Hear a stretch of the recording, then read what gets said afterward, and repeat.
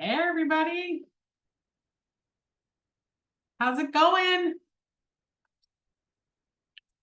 I'm just admitting people in from the waiting room. I'm so psyched to have you all here today. Here we go. All right. How's everybody doing? Can you guys give me a thumbs up? Make sure you can hear me. Thumbs up, unmute yourself, say yes. Doesn't matter to me what you choose. Hi, Amber. Thanks, Amber. Nice to meet you. You too. I usually keep my screen off because I have a toddler who will pop in occasionally. You know what? So If this is not the forum for you to have your video on with a toddler running around at home, I don't know what is. So feel free, you guys can feel free to unmute yourselves, turn your camera on. Kids, babies, other grown adults throwing tantrums don't bother me. Is it Kendall? How do you pronounce your name? Eveline? Nice to meet you. Hi, Allison. All right. What I'm eating, so I'm gonna. That's fair. That's one thing that no one wants to watch someone else eat, so I'll turn my camera off for that. All right, sounds good. Hey, Kathy. I was just gonna give people like 1 more minute to join, and then we'll get started. While we're waiting for people to join, I'm going to introduce myself in just a second, but if everybody could just use the chat feature, can you just type in where you're dialing in from? Let's do where you're dialing in from, kids ages at home. This is for moms running marathons. So if you have kids, what ages they are. And if you're already signed up for the marathon happening, the Every Women's Marathon happening in Savannah through Team Milk in November. All right, what do we got? From Team Girls on the Run. I love that. Suburban PA. Where? Tell me. Bluffton, South Carolina. Awesome. 3-year-old boy and 11-year-old boy. Awesome. Lawrenceville, Georgia, 2 kids, 7 and 10. Great. I have a 9, 7, and 5-year-old, so in the same boat there. Louisa, I know you. Jacksonville, Florida has a 2-year-old. Columbus, South Carolina, 3-year-olds. What else? Beaufort, South Carolina. Philly. Awesome. So I went to school at Villanova. So know the Philly, main line, obviously, area well. Kansas, love it. Virginia, New York, awesome. Oh, look. There's somebody else from Pennsylvania doing it for the team, the Team Girls on the Run. Love it. Okay, awesome. Great. Oh, there's more people in the waiting room. All right, so let's get started. This is one of my favorite topics to talk about around like boundaries and communication, especially for women and especially for moms. So just so excited to have you all here today, for taking time out of your day to be here. I am recording this session, so this is something that we'll email out to everybody who registered. Team Milk and the Every Women's Marathon will also have this as a resource on the website as well. So if you need to jump off or if you're jumping in a little bit late, it's no problem at all. There is a recording. Just to give you a quick and dirty background on myself. So my name is Jamie O'Day. I'm a registered nurse, an international board certified lactation consultant. I'm also a mom to 3 daughters. They're 9, 7, and 5. And I live in Boston, Massachusetts. I candidly am not a marathon runner, never have been a marathon runner. I don't know if I would qualify myself necessarily as a runner. I played sports in college. Like I just said, I went to Villanova. I played soccer there, so that was probably my peak running days. But when I heard about the Every Women's Marathon, and I did my first call with Team Milk and learned that really the philosophy behind creating this marathon, it being as a result of a survey coming out and nearly, over 80% of women runners saying that they really felt like they wanted to races that really embrace diversity and body types and different abilities. And that's really where the idea stemmed from to create this marathon. It was like I converted into a runner, right? And really wanted to be a part of this organization. And the fact that they're running this marathon for the first time this year, it felt really special to be a part of it. Through my company NAPS, so NAPS stands for Newborn and Parenting Support. I just felt really aligned with what we're offering through my company. So we are a team of registered nurses and nurse practitioners who provide education, support, and care to women and families from pregnancy through the preschool years. So basically, like, think about your parenting journey. And some of you are beyond the preschool years, right? And I have kids who are beyond the preschool years now. But when you think about your parenting journey, my guess is it probably looks something like, you know, getting your prenatal education in one place and then needing feeding support in another place and then having a sleep consultant and going to another resource for starting solids. And really what we're trying to accomplish with NAPS, we've been in business since 2011, is to have all those resources for women and families all in one place. So you're not going to all these different places and resources at all these different parenting milestones. They're really actually all in the same place under the roof of NAPS, and we provide that education and care through our team of registered nurses and nurse practitioners. So with that philosophy of like wanting to better serve women and families in the parenting space, and the Every Women's Marathon and Team Milk wanting to better serve women in the marathon space, it just felt like everything was really aligned. So part of the partnership with Every Women's Marathon and Team Milk is that we're going to run this as a 3-part series. So this is part 1, where we're going to talk about boundaries and communication. Part 2 will be mastering outsourcing, which is like one of my favorite things to talk about in general, but especially for women and for moms, because I think that like outsourcing things can just open up so much time, energy for women and families. And then the final part will be how to prepare your family near and far. So if you're going to be traveling without your family for the marathon, or if your family will be traveling with you, sort of how to make those preparations as it relates to yourself, your kids, and other family members. So that's sort of what we're set up for here today. I feel like that's enough in terms of me talking about myself and introducing myself, but just really wanted to say thank you all again for being here. I want to dive into the topic. Anytime that I run a workshop, I like it to be interactive. So again, please feel free to turn on your camera. Please feel free to unmute yourself. I am going to ask you questions. You can use the chat feature. I would prefer if you unmuted yourself and answered. And when we dive into the topic, we're going to dive right into me asking you all some questions to get started. So I can already kind of tell just by how everybody has their cameras on, have already unmuted themselves, that this isn't going to be a problem. But just throwing that out there, please show up as you are and feel free to contribute at any point. Okay, so let's dive in. I'm going to share my screen. Again, it's a presentation, but like not meant to be a boring workshop, like boring webinar here, more so an interactive workshop here. Okay. All right. Disclaimer, this is all just information basically provided to you all for educational purposes only, not replacing any medical advice from your doctor or your children's doctors. I do a lot of workshops for parents and, related to caring for their children. So that's why this is in here. I already did my introduction. All right. So this is what it's going to look like. We're going to talk about boundaries. We cannot talk about effective communication until we talk about boundaries and define what boundaries are and why boundaries are difficult for women. Then we're going to go into effective communication once we've identified where we need those boundaries. Hang on, I'm just going to pin my video. And then we're going to go into what personal preparation could look like, what finding balance, between your training and work and family life looks like, and then actually like 10 strategies that will help with your training. All right, so let's talk about like, what do people consider as boundaries? Like throw something out there. Give me any definition of boundaries. Unmute yourself, raise your hand. What do you got? Like I say boundaries, what do you say back? Come on. You can say that they're hard. If my door is closed, don't always come in. Gotta knock first. The door is closed. Don't just come in. You have to knock first. I love that, Caroline. Great answer. Cassie, what were you going to say? I'm a therapist, so I also All talk right, about Cassie. boundaries with people all the time, but it's, more, it can be physical or emotional boundaries. Yep. So it's just protecting your own emotional space and well-being, Yes. whatever that looks like for you, and being committed to it and not letting people overstep those boundaries. Yes.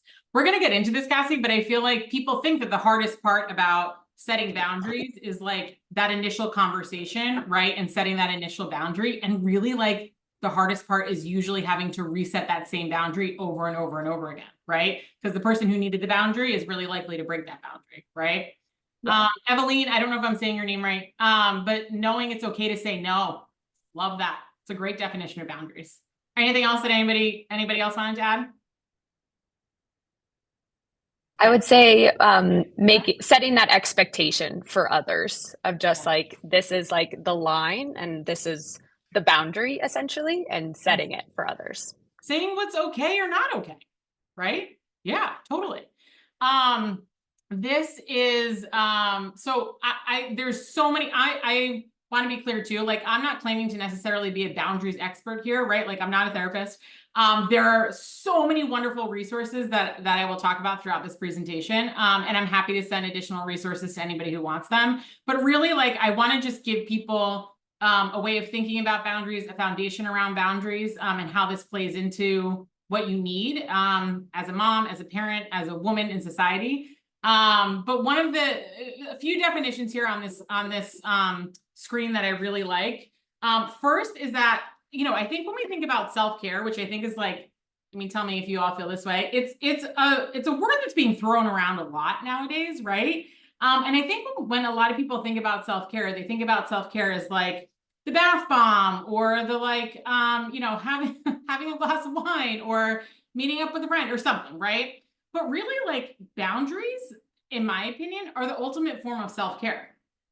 Right? Because like you're really making it clear to yourself, and sometimes you need boundaries with yourself, right? And sometimes you need boundaries with other people. You're really making it clear what's okay and not okay. Similar to what you were saying, Claire. And that in and of itself is a form of self-care, right? And really is the ultimate form of self-care, because you can't do any of these other things, right? That you want to do, that you're trying to do without boundaries, without valuing yourself, without valuing your time, right? So I really think when we're thinking about, I almost want to replace like self-care with boundaries, right? Because that, in my opinion, that's really what I think boundaries are, is self-care. So there's a few different definitions here. I like to give a bunch of different definitions because I think that in different scenarios, different definitions may land with you better than others, right? So boundaries help you say no so that you can say yes to your own emotional, physical, and mental well-being. I don't know who somebody said the emotional piece of it. Like that, it was Cassie, right? Not forgetting that that boundaries are not just about like physical boundaries around what's okay or what's not okay. It's about emotional boundaries too. It's about mental boundaries, right? They're a choice between short-term discomfort versus long-term discomfort, right? The choice between the short-term discomfort of having the difficult conversation and holding the boundary, right? Or the long-term discomfort of sitting in a boundaryless relationship or whatever, right? And that being more uncomfortable, right? They help relationships feel steady and supported. This is something that really resonated with me, especially as it relates to boundaries that I've set with people that I love and that are really close to me, right? It's a way of being able to say, I care too much about this relationship to let it continue on this way, right? They're not just about saying no, they're also about telling people what you need and what you want. This definition is going to be really relevant as we start thinking about like maybe what boundaries or communication skills we need to set ourselves up for success with our training, right? They can feel hard to set because they require redefining relationships. They can also feel hard to set for women just because there's a socialized belief that women's worth is, and this is made up, right? This is made up by society. This is not a real thing. This isn't genetic, right? But there's this made up socialized belief that women's worth are based on how much we give to others, right? So like setting a boundary feels like it's going against this societal belief because it is, because we're really saying like, no, actually, I'm redefining this relationship, right? To include myself in what I need in order to take care of myself, right? They're surrounded by fear, anxiety, and jumping to conclusions. This is for everybody, but especially women. We're going to get into why like they're for everybody too. This is going to have a lot to do with like how we saw boundaries modeled in our homes. And then this last piece here is just a reminder that setting boundaries is not a betrayal of your family, friends, partner, work, right? But not setting them is a betrayal to yourself. So don't betray yourself to please others, right? Okay. So now let's talk about like setting boundaries, right? So show of hands or just, you know, throw yes into the chat. Do you struggle with setting boundaries? I mean, I think we all do in some way, shape, or form, right? Even no matter how many times we practice it, we struggle with it, right? People are putting their hands up. Yes. Okay, cool. If so, why? Like, let's talk about why for a second, right? And when I was talking about boundaries being a form of self-care, it can also be a form of self-compassion too. So when we're thinking about the answers to these questions, we're not judging ourselves. We're not criticizing ourselves for like why it's hard, right? We're not feeling guilty about it. I'll get to guilt in a little bit. I really just want you to think about why this might be hard. So what did you see modeled in your family as it relates to setting boundaries? So like, I can tell you in my home, tell me if this resonates with you. I grew up in like a little bit of a boundaryless home. Like we could kind of do whatever we wanted. Like it was me and my two sisters. We thankfully became functioning members of society. Yeah, sure. Like when we pushed the envelope too far, sure, a boundary was set. That was similar to how my parents interacted with each other, right? It seemed like there was a lot of like boundaryless interaction, and then like something would happen, you know, you would get to a tipping point and then there would be a fight, right? But what were other people's experiences? What did you guys see modeled in your home? I'll share. Oh, Yeah. echoing.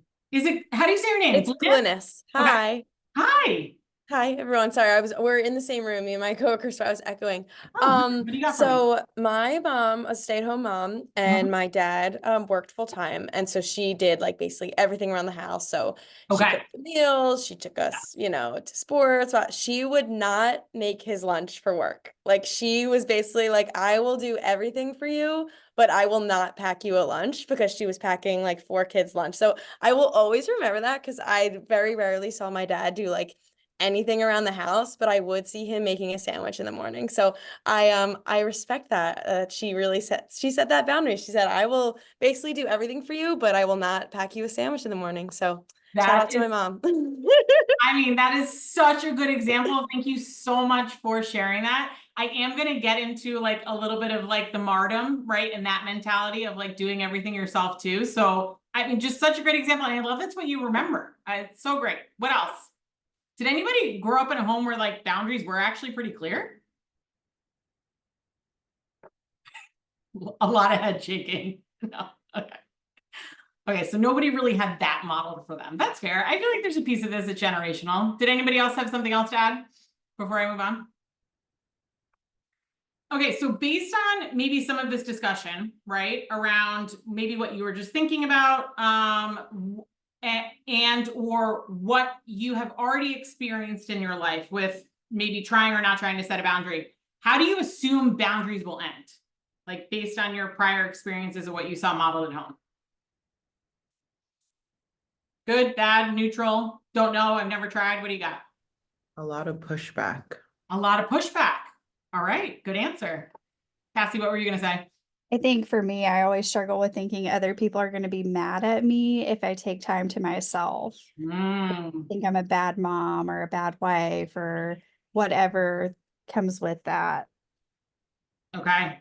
I a lot of times saw like, oh, like full support right at the beginning of like, yes, this is great. And like 2 days later, we were back to like, oh, just kidding. That was too much work for whoever else it might have been. Yeah. And the boundary was broken and we were back to ground zero. Okay, so your belief is that like you're gonna set it, but it's not gonna last. Right? Cassie, your belief is right. Does that feel accurate? Okay. Cassie, your belief is more so like I'm a bad mom. Is there a little bit of guilt in there? Yeah. Okay, cool. And then is it Ada? Am I saying your name? Okay. Your belief is just like it's probably not worth it with all the pushback that I'm gonna get. Yeah. Okay. So hard. They're hard. All right. I'm gonna get to like separating fact from fiction in a second, but Cassie, thinking about what you were saying, right? Like my question to you around like people thinking that you're doing something wrong, or maybe you're a bad mom, or it's selfish or whatever, right? Is that actually a belief that you think other people have, or is that a belief that you own that maybe you're projecting on other people, but that's actually how you feel about it? I'm sure some of it is like me projecting Okay. things onto other people, but I do think that specifically in my family, like people didn't do things like work out or take that time to like compete in sports. So like I am like an oddball in like my immediate family, being a female athlete. And so it's oftentimes like they just don't understand why. And it's like, oh, well, you know, why are you doing a marathon? I do ultra marathons. And they're like, sometimes I get those questions and it kind of feeds into it a little bit. So I think there's a little bit of like misunderstanding of like what I get out of that and why it's important to me. But it's also kind of fueled by that own like mom guilt that I have. And I Yeah, do of course. definitely project that onto others. Right. Love that. Did anybody else resonate with what Cassie's saying a little bit? You can just say yes in the chat or show of hands. Yeah, right. Right. Yes. Yeah. Okay. Okay. Great. So a little bit of this is to Cassie, what was modeled in your home, more so around like taking care of yourself, right? And maybe that self-care piece and like what is allowed, right, in terms of taking care of yourself. Maybe not much, right? Versus like what's not and maybe a little bit more selfish. I mean, this feels like a dumb question to be asking to a group of moms, right? But do you feel that other people's needs come before your own? I think we can all agree that that's a yes, right? But why? So I was just talking about this this socialized belief, right? This is something that was created by the Nagowski sisters, Emily Nagowski. She has a podcast. She's like a pretty well-known author. I can send you guys, I don't know if anybody's familiar with her, but I can send you some of her stuff. But they coined the phrase, it's called human giver syndrome. And this is the human giver syndrome is this socialized belief that women's worth is dependent upon what they give to others, right? Does that resonate with people when I say that? Like when you're saying like you feel that other people's needs come before your own, like is part of that your worth is wrapped up in that? See some heads nodding. Yeah. Is there anything else that comes up for you all when I say that? Like why else would other people's needs? I think that it's even gotten worse in that aspect for me because I didn't always used to be a stay-at-home mom. So my worth came from other places. But when I had my youngest, I stayed home. And so now I feel like my expectations of what I'm expected to be doing because I'm at home are higher. Yep. But I'm not meeting those expectations because I have a child who is undoing everything I'm doing. So yes. So it's a bit wrapped up in your identity too, who you are, it sounds like. Yeah, yes. Okay, love it. When we think about, does anybody have somebody in their life who they do feel like sets boundaries effectively? Like, have you had a boundary set? Has somebody set a boundary with you? And is there a typical reaction that you feel to boundaries? Does anybody have anybody in their life like that? You all will be these people by the end of this workshop, but curious if anybody has this person in their life. Who just said yes? Yeah, my older sister is that person. Okay. And watching her do that or maybe setting a boundary with you, how did that make you feel? Well, when I was younger, I didn't understand it. I was like, how dare you allow yourself to, have your morning time? What does that even mean? Oh, I need to have my breakfast and coffee first before I can engage. There's so much to do. But now I get it. She's taking time for herself. And so that's such an interesting point. And I love that you put it that way. Do you feel like when you were saying these questions that you were thinking in your head, do you feel like an emotion behind that may have been like jealousy or resentment, right? Like who does she think she is, right? Does that feel like maybe that was an emotion that you were experiencing? I was experiencing I wouldn't say jealousy. I was just like, well, how do I get that? Okay. It wasn't necessarily jealousy. I was just more of just like, I guess I was angry because the expectation in my mind was we're supposed to be doing this, but you are not doing what we're quote unquote supposed to be doing. Yeah. Because I didn't understand the value of self, taking care of yourself first. I didn't understand what that meant. So, but now I do. Love that. Love it. So I usually tell people, when you're looking at a scenario, right, and you find yourself desiring something that someone else has, right? So it sounds like maybe there was more of an emotion of, or a feeling of desire, which I love. Or maybe there is some judgment or resentment. When you feel those feelings, right? Desire, judgment, resentment, let that be, like, again, we're not going to criticize ourselves. Like, let that be a trigger to be like, wait a second, I'm looking at this scenario with judgment or resentment or desire. This likely means this is something that I want, right? And if this is like something that I like, am I judging this person because this is something that I want? And if it is, then let that be an indication of maybe where you need to have some boundaries in order to get that thing, right? So if you're seeing somebody who is, you know, maybe sticking to their marathon training schedule, and you're like, well, that must be nice that they can do that at that time, right? And it's like, wait a second, do I actually want to be doing that at that time? And can I, right? Is that something that's feasible? And what do I need in order to make that happen, right? So even just thinking about those emotions that come up as you watch other people or interact with other people, that can be, I just think that can be really helpful. This is such a lovely discussion around boundaries. I really appreciate you all being willing to unmute yourselves and tell your stories. This is amazing. And so glad that we've created the space for y'all to do it. So now when we're thinking about boundaries, right? What we saw modeled in our home, what maybe we've seen other people doing, really remembering what I was just saying around, like, if you're watching somebody do something and you really have a desire to want to do what they're doing, or maybe there is this judgment or resentment and that's triggering you to be like, oh, it's because I really want this thing. Now, how do we make it happen, right? So the first piece of this, and this is what I was talking about boundaries first, is like, we need to identify what it is that we actually want. And I do think that that's hard for women sometimes, right? I work with a lot of new parents, right? So I know this analogy isn't necessarily related to like marathon training, but what I think, like, the analogy that always pops into my head around like what we really want is like the age-old argument with your spouse, like after you recently welcome your first baby home, right? And it's like, at some point in time, there's some sort of feeling, maybe you keep it to yourself, maybe it's an outward discussion, right? Maybe it's a fight, but it's like of the I do everything and you do nothing, right? And like, I need you to do more, right? And that's like this conversation that you end up having with your partner or your spouse.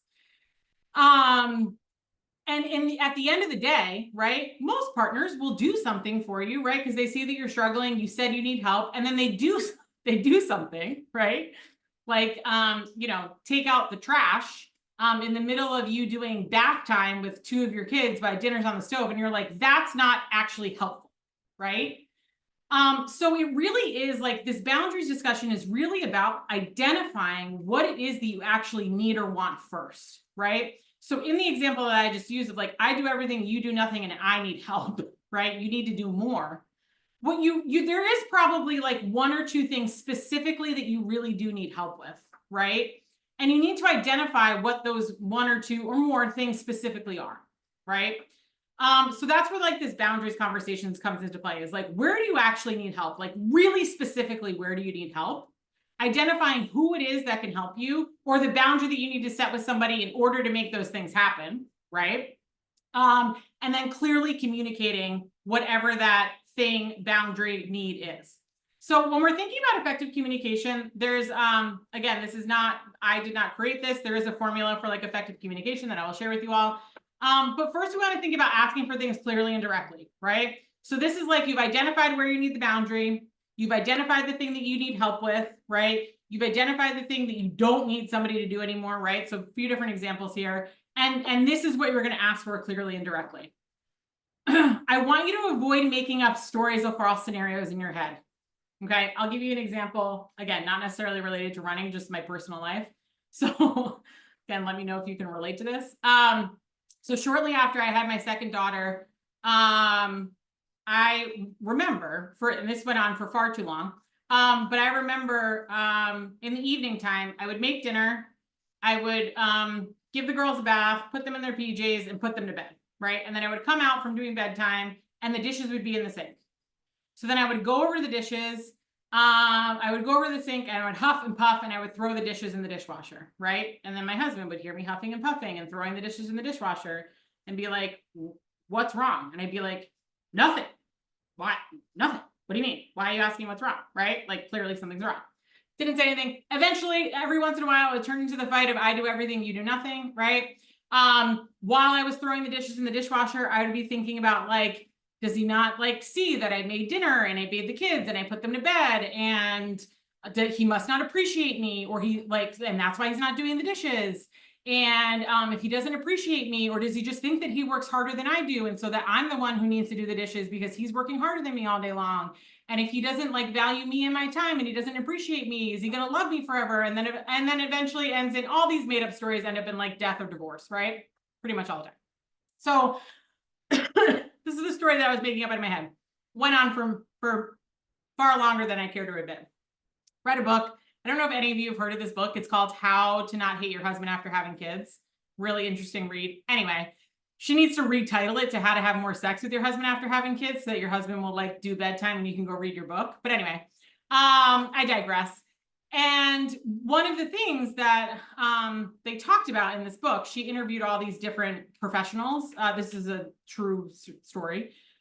She interviewed all these different professionals, and one of them was a communication expert, and it was around like how to communicate your needs clearly and directly. And so the formula is right? Use an I statement, because if you use a you statement, what happens? You do nothing, I do everything. How's that other person going to react? What do you guys got? If you They're super defensive. Yeah, defensive, right? So it's an I statement with then a feeling word or statement, with the ask, and then ending it with like how that's going to make you feel and if the person is capable of doing this, right? So so read this book and I was like, oh shit, one, I'm making up all these stories, and two, like I just need, like what I want him to do is the dishes. Like that is what I want, right? So one day I said to my husband, hey babe, I'm feeling super overwhelmed in the evening time, like after working, cooking. Do you think that on the nights that, at least on the nights that I cook, that you could do the dishes? And he was like, yeah, sure, no problem. And like, I shit you not. Now, don't get me wrong. I've had to, remind him a couple of times over the last, 7 years. But like, for the most part, guy does the dishes every night, right? So it was one of those things. It's called How to Not Hate Your Husband. I think it's How Not to Hate Your Husband After Kids. And so this was like such a good example. Like I like to use this example because it's such a good example around like this making up story, like identifying clearly what you need, making up these stories, right? Asking for help and using an I statement and communicating effectively for doing it, right? And like, thankfully I'm married to somebody where I didn't have to reset that boundary over and over and over again. Sometimes you do, even with the person who you're married to, right? But I think that's such a good example of like how these communication skills can work really well in your favor. When we're thinking about what we're asking for and asking for help and outsourcing, it does become really hard for women. And this is all just going back to like our this belief that our worth is wrapped up in what we give to others, right? But there is research to suggest that doing it all isn't a good thing. And I probably don't have to tell you all of that. But it leads to you being burnt out. It leads to you being resentful, right? And so just want to point out that like being a woman doesn't mean doing it all, right? Especially when we're trying to fit in something like, whether you're new to this or you've been doing this forever, marathon training or training for another athletic event, right? Or doing whatever it is, the thing that you actually want to be doing every day or every week or whatever regularly looks like for you, right? And so that, in thinking about it that way, or thinking about it, I always love to think about it in the context of like flipping the switch to like, well, if my male counterpart, right, this could be a spouse, this could be a coworker, whatever, was doing the same thing, what would they do? Right? I talk about this as relates to guilt all the time. Like, would my husband feel guilty about this thing that I'm doing? And it's like, no, never, right? So even just thinking about this idea of like, when men outsource things or ask for help, they're viewed as good delegators, right? When women do it, it's an inefficiency of time. Like this is a made up socialized belief, right? So even just putting it through the lens of like, if my male counterpart was doing this, like, would it actually, would they ask for it? Would it be unreasonable, or would they just do it without asking the thing that I want to do? Like I want to go for a run during the workday in the middle of the day. Would my male counterpart do that? Yes. Okay. So then why can't you? Right? And let's thinking through how to actually do that. We're going to talk more about like outsourcing and asking for help, but I'd like to think about outsourcing. So I'm going to do this next workshop that I'm doing is all about outsourcing, But when we start thinking about outsourcing and how this can free up time for us, I do think about this as like an incredible way to set boundaries. And give other people the opportunity to like step up and do something that maybe like you don't actually want to do anymore, right? Whether you're, you know, working outside the home or you're a stay-at-home mom, right? Like there are plenty of things that you can still outsource in both scenarios that are perfectly acceptable, or things that you don't want to be doing, right? There's another great book if anybody's looking about delegating tasks in between, you know, within the home with your partner, is Eve Rodsky's Fair Play, if anybody's heard of that. I'll put that in the chat as well. I'm going to talk about this more in the next session, but just giving you guys some resources for this like outsourcing piece too, because I think that's just going to serve such a huge, just going to be such a huge benefit for you all when you're trying to fit in this stuff. All right. So when we're thinking about like your personal preparation, right? How many of you have started training for this marathon? Most? I mean, Yeah. loosely. I mean, just getting back into running count, because that's where I'm at. But great. So, so when you're being successful with your marathon training, right, it includes setting boundaries at home, maybe even at work, right? So asking yourself questions of like, what is and isn't working for you right now at home? Does somebody have something that they can answer one way or the other? Like, what's working in terms of what you set up, in terms of boundaries or communication with your family or partner to help set you up for your training schedule? Does somebody have something that's working well for them? Yeah, so well, I'll go. So for me, I created a marathon calendar, Yes. and I was like, these are the days that I'm running. Love If that. you want to on the Saturdays, or because I transitioned it to Saturdays for my long runs, if you want to send me a shout out for the long runs, personal support, you can do that. But I shared it with family and friends, like these are the days that are going to be the hardest in the week, and these are the rest days, so that everyone knows have the energy I'm bringing.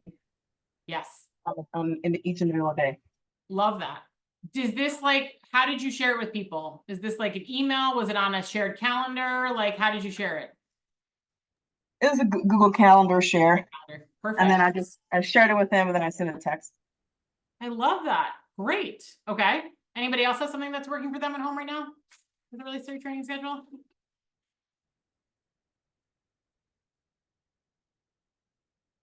Anybody have something that's definitely not working for them right now?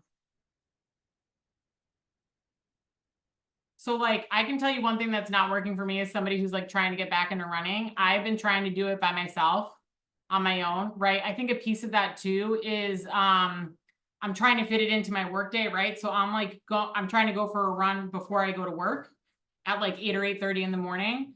And so there is this element of like, I feel bad asking people if they want to come for a run with me because they probably work too, or maybe home with their kids, right? But really like not having that, that camaraderie, like it's not working for me, and I need to find a running buddy. Like that is not working for me. Does anybody else have something that's not working for them that they've already noticed? Okay. I've been trying to I usually do drop off, and I've been trying to still do my run and make it to drop off, and it's really hard. I've been late, or just like coming home from the run and immediately turning around and going and doing it. And I think I need to officially switch that and have to do a schedule switch of like, I can't do both right now. Yes. So what do you, is running in the morning though working for you? Yes, just with work schedule and stuff, it's much easier. Jamie, Okay. I'm in Boston, so if you switch your You schedule a little bit are? early, I can be your running buddy, but I can't do 8. Okay. I mean, Come we're gonna earlier. connect after this, but okay, great. And then okay, so you want to outsource the drop off, and who can do that for you? We are lucky and we have an au pair. So she does wake up and covers while I'm out for a run. And then I try to be the one to also go to do drop off at daycare and like show up and be a part of daycare routine. But I think it's just going to be easier to have her do the drop off as well. Okay, so is there a little bit of guilt wrapped up in you the one not doing the drop off? 100%, because I want to like show my face at daycare or early childhood education, whatever you call it these days, and like show that I'm participating and not have like our other helper also go to be the one at daycare. And I would like to be able to interact with the teachers a little bit, but not going to be an option. Okay, I mean, I'm going to stay on you, Caroline, so don't unmute yourself because this is good playing into a lot of things that I'm going to talk about next. So if you don't mind, I'm going to stick with you for a second. Sure. Okay. So, first I want to talk about guilt. Guilt only serves you a purpose if you've done something wrong. Right? So lying, stealing, cheating, right? Though like guilt serves you a purpose in that scenario. If you're not doing anything wrong, the only thing guilt does is make you feel like shit about something that you shouldn't feel like shit about. Right? So like having guilt wrapped up, like I can obviously make the argument that you having you drop your au pair, drop your kid off at daycare, you're not doing anything wrong by doing that, right? I think the other piece of it too, right? Like sometimes with boundaries, it can't be like this big jump from like doing daycare drop off every day to never doing it, right? Sometimes it's like, I like to use the analogy of like decisions that you can make in life and in parenting is like going to a dressing room and having all of these outfits on the rack and like just picking one off and trying it on and seeing how it feels, right? So you could always just try on, Caroline, your au pair dropping off your kid at daycare twice a week and seeing how it feels. I can already tell you it's probably going to feel pretty fucking great. But you know, try it on, see how it feels, right? If for some reason you don't like it, you return the outfit and you pull something else off the rack and you try it on until you find something that you love and you buy in 5 more colors, right? So that's the other piece of it too. Like are you running every day? No. So like you're also talking about your au pair only doing this on days where you're going for a run? Yeah. Well, no, not because some day, like today, I had an 8 o'clock meeting at the office, so Right. she has to do drop off today. So it's okay to do it when it's work related, but it's not okay to do it when you're doing something for yourself. correct. Human giver syndrome, my friend. Right? Would your male counterpart feel the same way? No, right? So these are all like, this is just such a good example of the filter that you can put it through, right? So just try it on, see how it feels. Let us all know how it feels after you try it on. Let us know if you're going to buy that outfit in 5 more colors. Because I think oftentimes when we think about making decisions, right, or delegating tasks or setting a boundary, we think it's like this all or nothing thing, but like, just like parenting young kids, right? Like we can change the rules anytime, right? We're in charge of our own lives. We're in charge of our own boundaries. If you set a boundary and it ends up being the wrong one, or you ask for help, a delegated task, and it ends up being not what you actually wanted, you can revisit it, right? So definitely think about that. And then the other question I like to think about as it relates to everything that we're talking about is just like, what is whatever the situation that you're in costing you, right? In terms of emotional, physical, like it doesn't have to be just financial, right? Emotional, physical, mental well-being, right? This is actually this question of like, what is it costing you came from that book, How Not to Hate Your Husband After Having Kids, around like, is it actually like worth the discussion, right? Because there are some things that cost you nothing or cost you something that's beneficial to you. Where like having a conversation around it or continue doing what you're doing, like actually isn't good for you. And you're the one who just needs to stop, right? And then there are other things where like, no, there is a cost to you emotionally, physically, financially, right? Where you do need to make a different decision. I typically tell the story of when I fired my mom as my childcare provider. She was providing childcare to my kids 1 day a week for free. I have my nanny the other 4 days. I'm going to make a very long story short, but basically like the 1 day wasn't working. Like she never showed up on time. It's like, she didn't believe I had a real job. Like I would tell her I had to see a patient at 9. She would show up to my house at 9. I'm like, what's going on? Sometimes she would show up at 6 a.m. before everybody was awake and scare the shit out of me. Every time that I came home from work, the house looked like a tornado ran through it.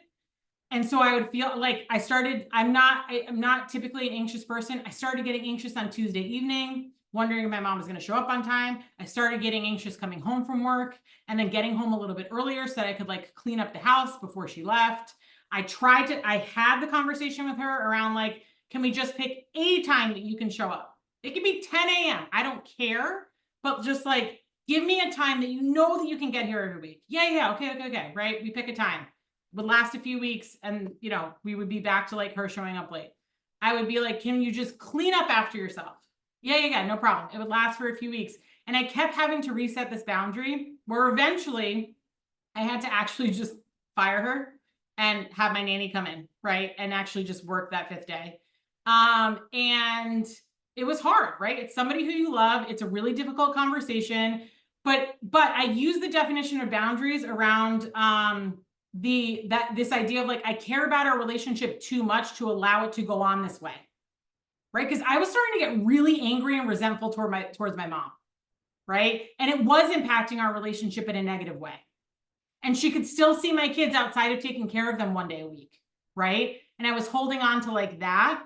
And so, and even though she didn't view it that way, it's not your job when you set boundaries or have these conversations to manage how the other person reacts to that boundary.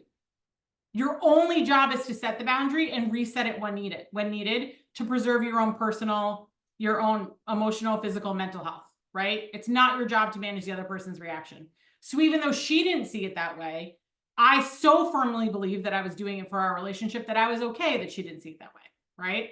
So when you're thinking about like, what is it costing you? Like really put it through that lens of like, maybe it does make sense, right? I mean, I'm just using this as the example to pay my nanny to come because like the emotional cost to me wasn't worth the free childcare, right? The cost to my relationship with my mom wasn't worth the free childcare, right?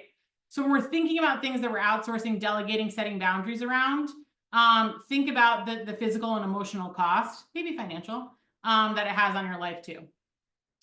When we're thinking about finding balance, especially as, you know, women and moms who are training for an event like this, right?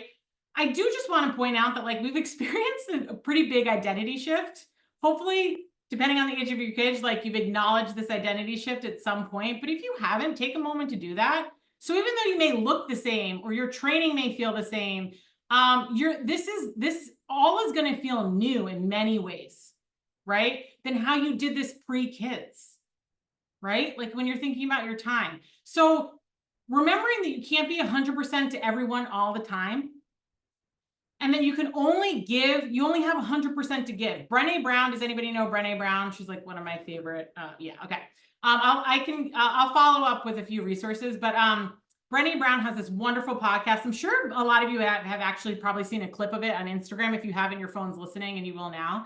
But there's this clip where she talks about how her and her husband view time. So her and her husband will say like, so they have 100% to give together, right? And so they'll come home. There was this belief for a while where like, if Brené had a bad day, she would like be like, I'm running on like a 20%, but my husband will make up the other 80, right? With the assumption that like, they just can help, right? And then what happened was like, maybe her husband had a bad day or was really drained and he only had 20% to give too, right? And so now they were operating at 40%, but they were like kind of resentful towards each other because they were just expecting the other person to pick up the slack. And so what they found is that they actually just like called out their percentages. It was really helpful. So there were some days where she'd be like, I'm coming in at a hot 20. And he'd be like, no problem. I can cover your 80. And other days where she would come in at 10 and he would come in at 20 and they had a 70% deficit to make up for. And then they actually like then sit down and they're like, what do you need in order to make up that deficit? And what do I need in order to make up that deficit? Right. And maybe that's sleep. Maybe that's like a good meal. Maybe that's moving your body because you haven't been able to that day. Right. My husband and I we don't do this like religiously, but we've done it in periods of like pretty high stress in our lives. Where like he would tell me he's had a bad day and I would be like, put your phone in the mailbox when you get home and go for a walk until you feel better and then come home. Like I'm good, but don't come in this house until you feel a little bit better, right? Until you've recharged a little bit. So having that person in your life, whether that's a spouse, whether that's a family member, whether that's a friend, maybe that's a coworker, to be able to have that person who they can lean on you for help and you can lean on them. Maybe this is a training buddy, right? Like I am My motivation right now is at 10%, right? Maybe your training buddy's like, oh, I can make up your 90. Like, let's go. We're going to do this together, right? Then the pendulum swings back the other way and you do that for that person. So that, think about your time, yes, with somebody else, but also for yourself as this pendulum that swings. Sometimes you're going to give more of your time and attention to your family, and maybe work or your training schedule falls to the wayside for a day or two, right? Then the pendulum swings back the other way. Family's okay, or you have help come in, and now you can actually dedicate more time to getting your training back on track, right? So it isn't this day-to-day equal value, it's this pendulum of constant swing, okay? And just remember that, like, again, whether you've acknowledged this or not, depending on the age of your kids, like, it is harder for you to recharge as a parent because you have other people who are like partially or completely dependent on you, right? And the solution isn't to power through. That's when you end up burnt out, right? The solution is around outsourcing, boundary setting, effective communication, in order to give yourself what you need to recharge, right? I mean, the partially charged iPhone example is on here too, but I feel like I've talked about percentages enough for one slide. So hopefully you guys are catching my drift here. But really just thinking about where you're operating at any given time, what needs more attention at any given time in your life, and how you can give that piece of your life more attention without feeling like you're totally sacrificing the other pieces of your life, right? Now, just to get into, I want to finish up here in the last 10 minutes, just to get into like some specific strategies, and then I would love to hear from all of you what's working well. We've actually already covered this first one, which is schedule everything. So a couple of you have given the example of like having the shared calendar. Absolutely. Make it a paper calendar, have it a Google calendar, some sort of definitely share it with family. I love the idea of sharing with friends, especially with the example that somebody just gave around utilizing it as like sending, positive, encouraging messages. Such a great idea, right? Clearly communicating with your partner or anybody else in your household. We'll talk about other people, like what it is that, what your training plan is, why it's important. And like I said, like this is like maybe you set up a whole training schedule, right? Maybe this is one of those outfits that you're pulling off the wall, right? And you try it on and it actually you thought that it was going to be a great fit and actually doesn't fit the way you intended. So having regular check-ins with yourself and with your partner or other key players and managing your training schedule can be really helpful. I put weekly on here and maybe you do it weekly to start, but once you get into a good groove, maybe you switch it to every other week or monthly. And I know this feels really transactional, you guys, but this can be so helpful with making sure that the plan that you had in place is actually working for you and the key players in your life, right? What were you saying, Amber? You schedule everything because my husband works a weird first responder schedule. Yes, totally.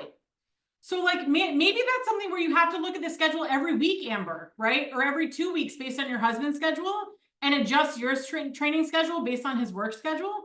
But like, that's such a good point, right? I'm going to get into, on the next slide, I'll talk about maybe utilizing other people in your life to help so you can still get in like the important runs, like you were saying, like the long runs. But yeah, I think that's such a good point. So maybe this really just does remain weekly because that's what actually works for your family, right?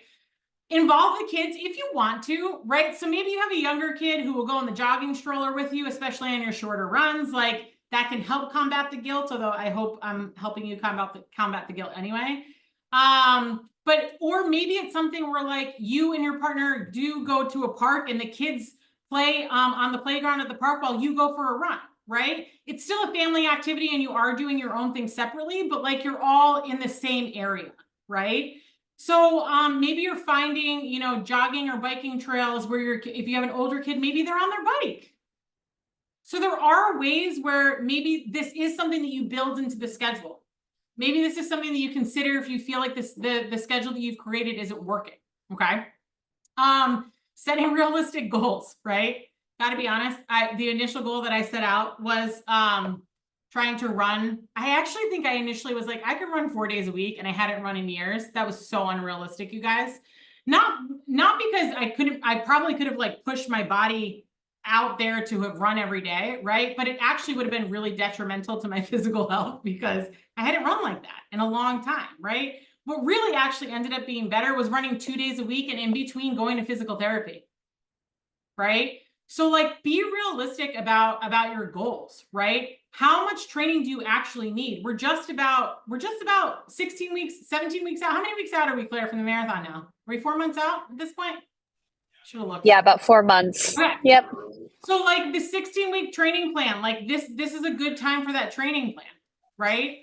And thinking about like what's realistic and adjusting it as needed. So looking at the schedules, I mean, I've utilized the beginner schedule. That's what I've been working with, the beginner schedule. So utilizing the schedules that that's on the Every Women's Marathon website that Team Milk has created, right? And adjusting it to meet your needs. I mean, delegating tasks, I feel like we're going to talk about more in the next session, but really just thinking about like, at the very least, just starting with the things that you like, just don't even want to do anymore, maybe forever, right? But you can use your training as the excuse to stop doing it temporarily. And then maybe it just stays in a scenario where you don't do it anymore. But think about those things that maybe you do want to delegate to your partner, to a nanny or an au pair, to a family member or friend, right? Like if people are asking how they can help, right? Have a response for that, right? And this goes into like utilizing your caregivers and support network, right? If people are asking, you know, if they can take your kid for a play date, like say yes, right? Don't be a martyr, right? Allow people to help. If they're offering to help, they likely want to. They maybe just don't know how. So like maybe you have somebody who's helping you with meals, right? Maybe you're outsourcing meals. There's so many things that you could think about as it relates to outsourcing and utilizing your support network. Create a flexible training plan. So we talked about this with the sorry, I wasn't looking at the questions, but I can come back to them. So just remembering, right, that like kids are unpredictable. Sometimes you end up home with a sick kid, right? And you're not able to get in your training. So maybe that's something where like, maybe you have a backup plan with your partner or family member, right? Where like, if you can't get your running in the morning, then you do it in the evening, right? Or maybe like when a kid is homesick, like that triggers you and your partner to sit down and like, look at the schedule for the rest of the week to figure out when you can fit your training in. All right. But having a flexible training plan that allows you to switch up days and times can be really helpful. All right. Addressing guilt head on. I feel like I've addressed this head on, but really just thinking about like guilt only serving you a purpose if you've done something wrong, right? Not feeling guilty about taking time to reach your own goals and that actually being a wonderful thing that you're setting an example of for your kids. So just thinking about that as maybe you start to feel guilty about some of these things you're doing. This one, the staying motivated with small wins, actually came in from somebody on Instagram around how she likes to set these really small goals. And there's actually research to support this as I looked into it. But she sets these small goals and then she like buys herself, rewards herself in some way, right? There's some great partnerships that are set up through Team Milk. So when you're thinking about, wanting to get some new running gear, right? Like at the Fleet store, you can get a discount on some new shoes, right? Like how great would that make you feel? Like maybe that's after you've done a certain number of runs, right? There's the relationship with Rabbit, right? Maybe you're getting yourself like a new shirt or shorts. Maybe it's not something that you're purchasing for yourself, right? Maybe it's a different reward. Maybe it's getting a massage or whatever. But just thinking about how you can stay motivated with those small wins. And again, maybe doing that in the support of a community like this. This is the intent right here. And then just finding pockets of time, right? What does that actually look like for you? When is it working? Like, this is what we were talking about a little bit, Caroline. Like your pocket of time is early in the morning, right? Like, that's when you want to do it. That is what's best for you. There is a give and a take there. In order to have that pocket of time, right? Then we do need to ask for help. So just identifying what pockets of time actually work well for you. Maybe knowing that sometimes it's just the short pocket of time and that's what you have to work with, and that's okay, right? So just thinking about these tips and strategies and things that maybe resonate with you as you're starting to plan out your training, I think can be so helpful. Okay, that's all they have for slide. How do we do? Oh, 1 o'clock exactly. I mean, who would have thought? As we're wrapping up here, I obviously wanted this to be a space that we could all feel connected, supported. This be a safe space for everybody to share and talk. So again, I appreciate you all so much for sharing your stories. before we sign off, did anybody have any additional questions or comments?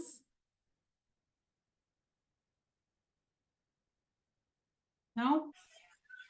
Just wanted to say thank you, Jamie. This was really great. Gosh, no problem, Claire. So what I'm going to do is everybody who registered, so there are people obviously who weren't able to join live. I'm going to send out a recording. All of the Louisa, who's been on this call, is part of our team at NAPS as well. So I'll send out a recording. Any resources that I mentioned during this call, I'll put into that email follow-up as well. And then I will touch base with Claire. We don't actually have the next session scheduled yet, but we get it scheduled quickly. So I'll let you know when I'll be doing that. It'll likely be maybe end of August, beginning of September. And that one will be on like really diving deep into outsourcing and delegating tasks and what that could look like. But again, so appreciate you all being here today. And I will follow up with an email shortly. Right. Bye, everybody. Thank you so much. Thank you very much. Bye. Love seeing all the kids too. All right. Bye, everyone.